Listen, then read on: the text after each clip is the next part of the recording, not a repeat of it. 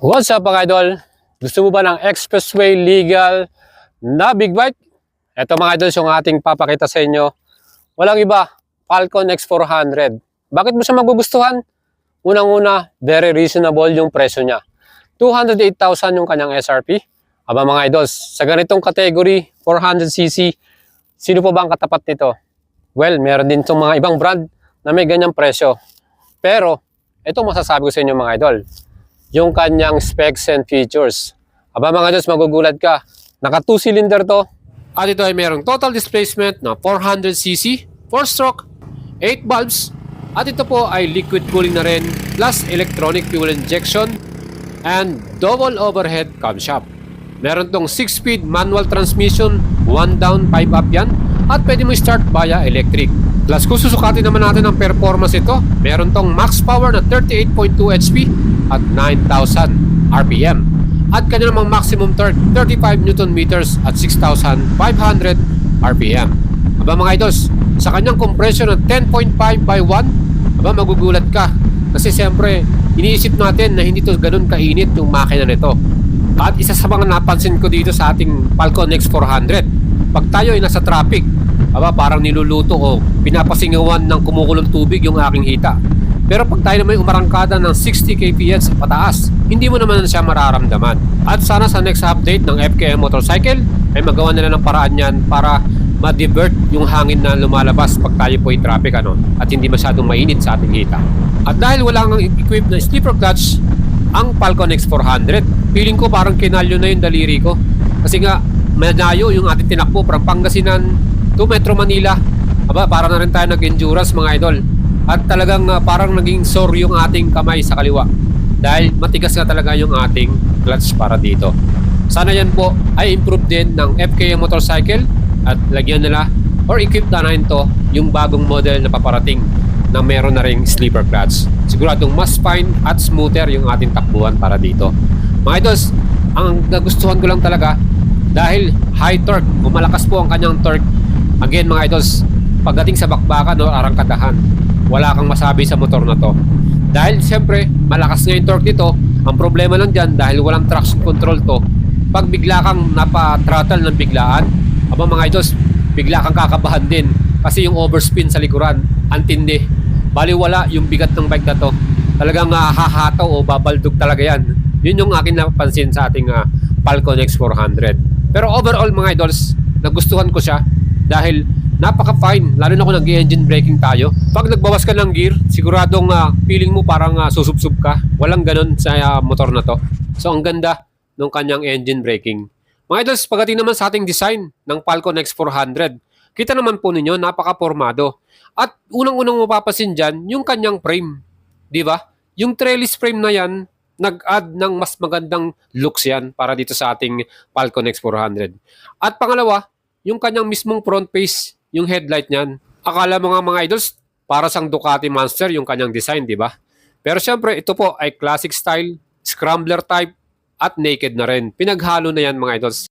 And para naman sa kanyang chassis, yung ating front suspension, aba, maganda rin. Yan po ay upside down forks.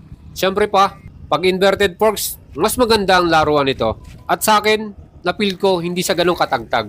Pero may katigasan ng konti. Pero yun nga, yung ating rear suspension via swing arm yan, monoshock at preload adjustable to.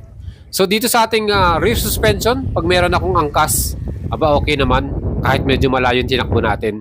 Mapipil ko yung comfort para dito sa motor na to. Sa atin namang stopping power, ito sa pinaka-nagustuhan ko.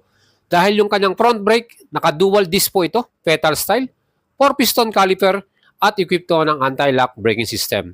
Solid na solid yung ating stopping power dito. Sa likod naman, single disc brake din yan at yan din po ay may ABS. At para naman sa ating gulong, ang ating wheels ay naka-mags. Ang ginamit na brand, Kenda Tire. Ang sukat sa harapan, 110/70 by 17. Sa likod naman, 150/60 by 17. Parehong tubeless yan, yung ating harap at likod. At yung ating namang sukat ng wheelbase, 1,395mm itong big bike na to. At sa ground clearance, 170mm. Perfect po yung ating ground clearance para dito. Sa total weight, 185 kilograms. Pero dahil malakas nga yung torque nito, abang mga idols, ingat din kayo. Hindi mo mapipil yung bigat niyan. Talagang yung throttle, pag yan, bumigwas, abang matindi. At syempre yung seat height natin, 790mm. Para sa akin mga idols, nung ating iniride to sa Marilake, aba, nag-enjoy talaga tayo. Perfect yung ating upo para dito. At yung ating angkas, talagang napakapit sa akin eh. Kasi nga, minsan naaarangkada tayo, ang lakas ng torque nito. Para siyang naiiwan sa feeling niya. Kaya yun yung problema. Pero ito nga, overall, sobrang nagustuhan natin tong motor na to. At pagdating naman sa kanyang fuel capacity, 15 liters yung kanyang pinaka total.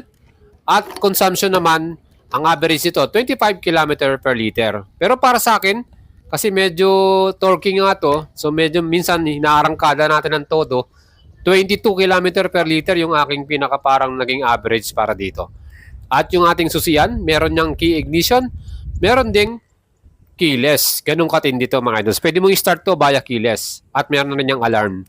So yung ating pinaka handlebar sa left side, yung ating pinaka clutch lever, meron siyang adjustable ano.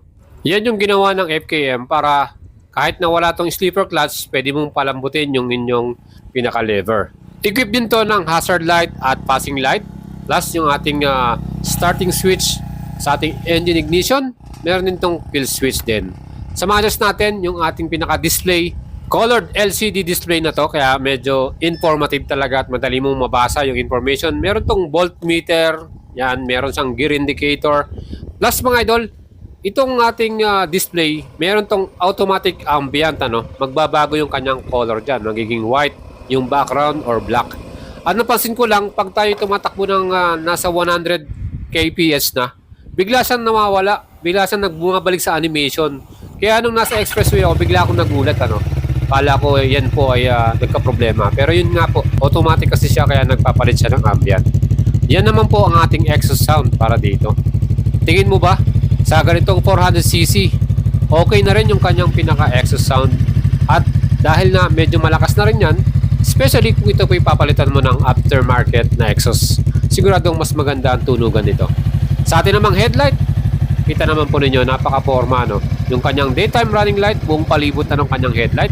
Ayan ang nagustuhan ko dyan, merong switch to para sa ating headlight na pwede mo siyang i-off.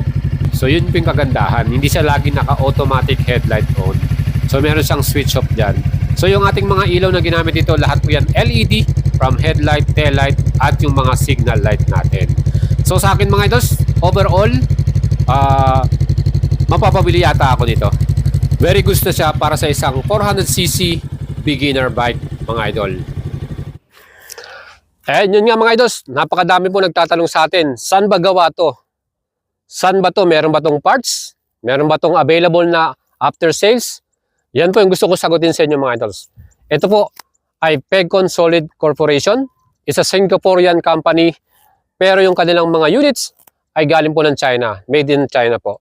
Pangalawa, ito po ay assemble dito sa Pilipinas at located po yan sa kanilang Pegcon Solid Company dyan po sa San Simon, Pampanga. So itong ating motor na to, parts by parts, kanila pong ginagawa at ina-assemble dyan po sa kanilang factory dyan sa San Simon. Pangatlo, after sales, sa mga parts pinakita sa atin ng FKM motorcycle, kumpleto sila sa mga parts pagdating po dito. So wag po kayong mag-iisip, wag kayong mag-worry na itong ating big bike na to, pag binili nyo, magkaroon ng problema ay wala kayong replacement parts. Again mga idols, meron po tayong parts para so dito. Yun mga idols, ang ating Falcon X400. Aba, kung gusto nyo pong bumili nito, napakadali lang. Pwede nyo ako i-PM sa ating FB page, Paul Salavaria, at tutulungan ko yung makakuha nitong unit na to.